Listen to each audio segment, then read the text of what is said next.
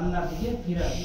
মানুষ সাধারণত দুই ভাবে আল্লাহর দিকে সঠিক রাস্তায় ফিরে আসে। এটা হলো আল্লাহ তাআলার ভয় দেখানোর মাধ্যমে, আর একটা হলো আল্লাহ তাআলার যে নিয়ামত আছে এই নিয়ামতগুলি স্মরণ করা।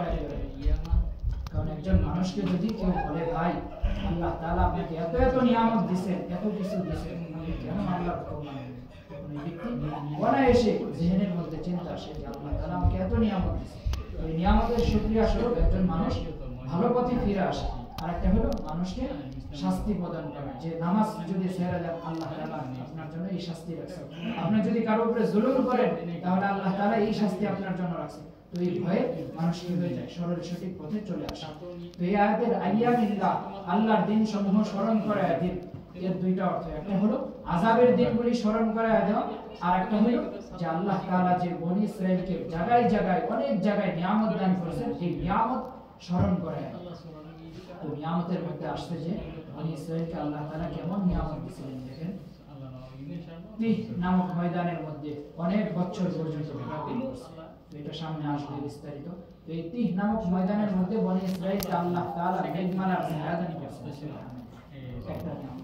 দ্বিতীয় নিয়ামত আল্লাহ তাআলা তাদের জন্য আসমান থেকে মান্না এবং সালওয়ার ব্যবস্থা করেছেন। এই মান্না সালওয়া অনেক বড় একটা নিয়ামত ছিল আল্লাহ তাআলা। যদি তারা এটাকে অপছন্দ না করতো কিয়ামত পর্যন্ত আমাদের এভাবে ফ্রি খানা হবে। সুবহানাল্লাহ। আল্লাহ তাআলা হিকমত আল্লাহ দুইটা। এরপরে 3 নাম্বার হলো তাদের জন্য আল্লাহ তাআলা একেবারে পাথর পাহাড় কেটে ঝর্ণা বের করে দিয়েছেন পানির তৃষ্ণা নিবারণের জন্য। এরকম অনেকগুলি নিয়ামত আছে। তো এখানে 3টা নিয়ামতের কথা আসছে। তো এই নিয়ামতগুলি স্মরণ করা দিলে হয়তো মুসা আলাইহিস সালাম এর জাতি কি করবে, যে আল্লাহ তাআলা এত নিয়ামত দিয়েছেন, এই নিয়ামতের শুকরিয়া স্বরূপ তারা মুসা আলাইহিস সালামের কথার উপরে চলবে, আল্লাহ তাআলাকে মানে। এরপর আল্লাহ তাআলা বলেন ইন্না ফি যালিকা লাআয়াতিন লিকুল্লি সাব্বারিন শাকুর।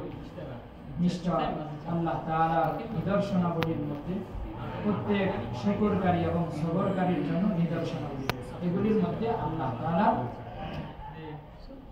এই যে নিদর্শনাবলী বলি আল্লাহ তাআলা ব্যক্ত করবেন, তো এগুলির মধ্যে প্রত্যেক সবর এবং শুকরকারীর জন্য নিদর্শন রয়েছে। যারা সবর করে, ধৈর্য ধারণ করে এবং শুকর আদায় করে, নিয়ামত প্রাপ্তির পরে শুকর আদায় করে, তাদের জন্য এর মধ্যে কি রয়েছে, নিদর্শন রয়েছে, আল্লাহ তাআলার নিদর্শন।